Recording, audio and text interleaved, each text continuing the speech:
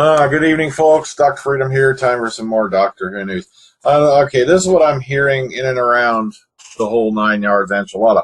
All right, apparently there's going to be a break in filming for the first 2 full weeks of July, and that's going to run basically between the week of the 5th all the way through the 18th, and that covers all their convention appearances and whatnot, so that does make sense.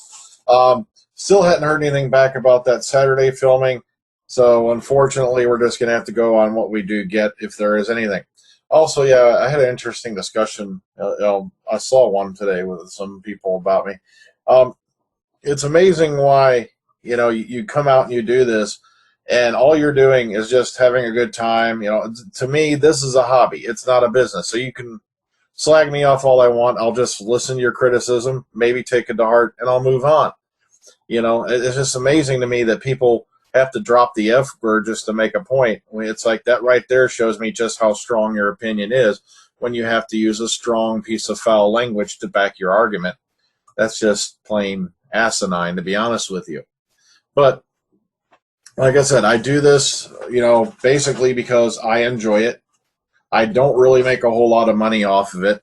Heck, it wouldn't even, if you added all my Google paychecks I've earned off this thing in the last few years, it wouldn't even make up the one paycheck I make at my regular job. So I don't, like I said, I'm going to still be here making videos tomorrow. So no matter how much you slag me off. So, Omega Files, of course, tomorrow will be the Game of Thrones cast. Following week will be Guardians of the Galaxy. I'm really looking forward to doing both of them. Also, we got Sophie Alder coming up on July 6th, her schedule permitting, and we're really looking forward to that. Plus, we got a couple other things that are stewing on the fire right now. And once again, I want to thank Matt Rose for help with that. He's an incredible, incredible person, and I cannot thank him enough for the assistance he gives me on that front. But okay, let's get into the news. This is what we got, and there is some really good news today. Okay, remember this picture. I hope you all do, because we talked about this yesterday. This is a picture of the WHOMOBILE. Now, I put this out, because I was curious. This is bogus, from what I'm hearing. To which I got a reply from the one moderator, and I believe I don't know if he's the founder or not, but he stated, no, this is not bogus. That is John's car, and it will be at the Small Space Show. So if anyone's heard anything more about this appearance, or they know where what time this is going to happen, or what day and whatnot, please pass that info on to me. I will gladly share this all over the place. This is an incredible event. From what I've heard, we have not seen the WHOMOBILE in public since 2006, around the time it was auctioned off. So it's nice to see, if this photo is current, that it's still there. It's still roughly intact. I think the rubber skirt is gone. From what I'm looking at the bottom of, there should be an 8-inch rubber skirt going around the bottom. But of course, that's going to dry right out. It's going to have to probably be replaced. It's nice to see the fiberglass is held up rather well, though, from this view. So I'm really excited about this. This is a beautiful, genuine Doctor Who relic. This is the car that Pertwee commissioned and paid for out of his own pocket. And it's street legal. It was street legal at that one time. Rumored speed of 105 miles per hour.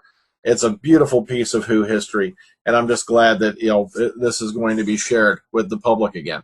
Okay, speaking of being shared with the public, really nice piece of info came up. This is over on the Big Finish site. This is Colin Baker. That's right. Colin Baker's career as an actor spans 6 decades of television and theater. To many, he is Paul Maroney from the BBC's much-loved 1970s drama The Brothers. To others, he is the unhinged Babin the Butcher in Blake 7 or Inspector Morse on stage. Or perhaps some know him best simply as Colin Baker himself, the man who entered the jungle and won over the nation in I'm a Celebrity, Get Me Out of Here. Yet millions know him best as the colorfully dressed Sixth Doctor in Doctor Who, a character that has endured and will continue to endure through generations. This is Colin's own story in conversation with interviewer Nicholas Briggs.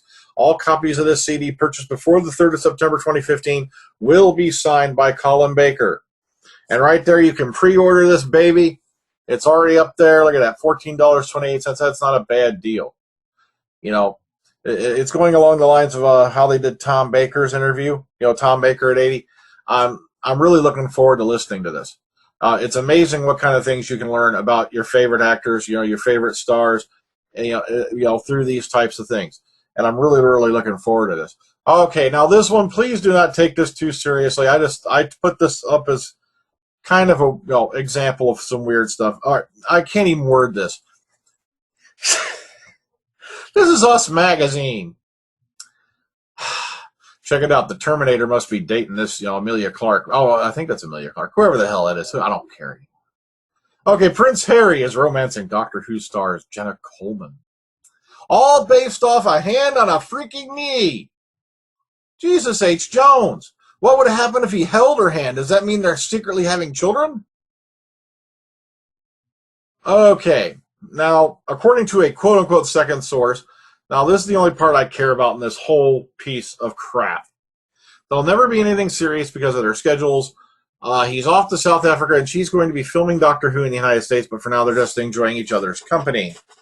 Now, the problem with this is, as far as we know, there's nothing going to be filmed in the United States. Yeah, they're coming over here for Comic-Con and all that, but until something's physical materializes that shows me they're actually going to be filming scenes for Series 9, you got to take it off the fact this source is full of baloney.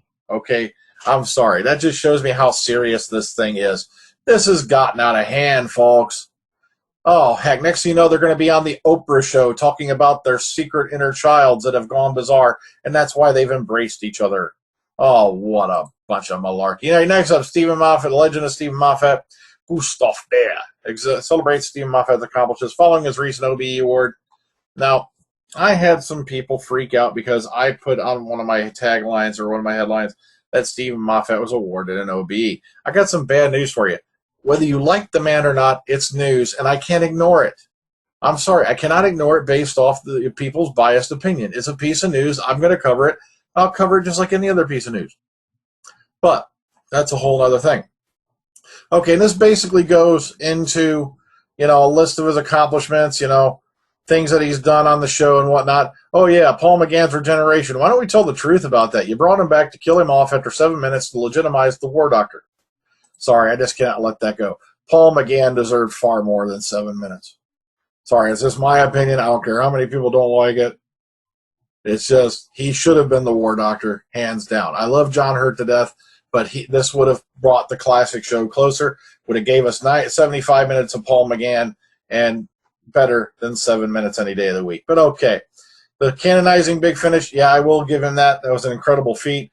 I won't even talk about the 8th anniversary special Era of the Zygons, which to me looked like it had been written by school children, but that's my thing. Breaking the regeneration limit, okay, that's a cool thing, but yeah, that's because you stuck another doctor in there and then basically took the secondary regeneration that happened all the way back in the end of time part 1 and made it a counter. So you can make your doctor the last doctor, and hence, okay, that's a whole bunch of nerds. Still, okay, hopping the gender fence, I'll give him that. I love Michelle Gomez as the Master. I don't care what you say. Missy is awesome. Come on, folks. She's just downright sinister, and I know there's a few people out there who are just ticked off because guess what? They didn't see it coming. That's all it was. Fooled you. Okay, well. Okay, next up out now. I had this one in my box for last night, and I completely forgot it. It's out now, The Essential Doctor Who Monsters. Matter of fact, this is also covered on Blogger. I forgot to take that article off. Okay. The Essential Doctor Who, following on from similar celebratory series of book of scenes in 2013, has been a popular line for Panini, focusing on important elements of the show, including the Cybermen, alien worlds, and the Master. But what else is an important part of Doctor Who? Monsters, of course. And this latest release is all about, and they give you a synopsis right here. And also says that it is on sale now at W.H. Smith, all good news agents, and it's priced at £9.99. Hey, like I said, if you want to go over here and take a look at the synopsis and whatnot, I'm very sorry because that's what this article is about, and I forgot to take it off. Okay, so interesting book. Panini, from what I'm hearing, does a good job with these. I've been tempted to go look into it myself. It's just I've already got enough books lying around here. I might as well just open up a library and get it over with. Alrighty. Sorry if I sound a little bitter tonight. It wasn't mainly because of the criticism. It was just mainly due to other events I will not discuss on this channel. It's just been a very weird, upsetting day. But you know what? Like I said before to the guys, we don't have time for stragglers here. We got to pick up and move on, move forward, and keep moving upward. You can't just let things get you down. You've got to keep moving. That's all there is to it.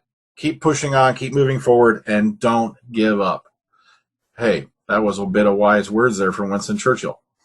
But okay, take it easy, guys. Have a good one. Take care. Good night. And enjoy the rest of your weekend while I'm stuck at work. Good night.